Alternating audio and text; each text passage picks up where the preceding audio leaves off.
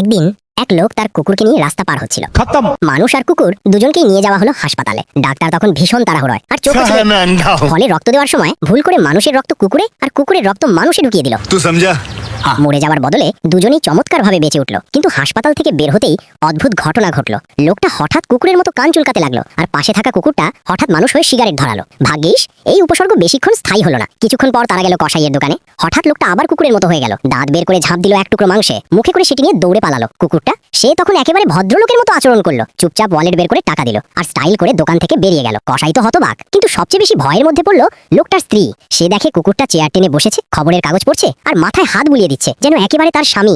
ভয়ে কাঁপতে কাঁপতে সেই স্বামীকে ডাকলো, কিন্তু তখন কুকুরটা আবার আগের মতো হয়ে গেল। স্বামী বলল, তুমি হয়তো ক্লান্ত, এসব কল্পনা করছো। ঠিক সেই সময় দুধওয়ালা হাজির হলো। লোকটা আবার পাগলামি শুরু করলো, দেয়াজের কোনায় বসে রাগী কুকুরের মতো ঝাঁপ দিল দুধওয়ালার দিকে। হতভম্ব দুধওয়ালা দুধটা দিয়ে বলল, আপনার স্বামীকেও সাথে নিয়ে যান আপা, মানুষ না কুকুর আমি বুঝতেই পারছি না।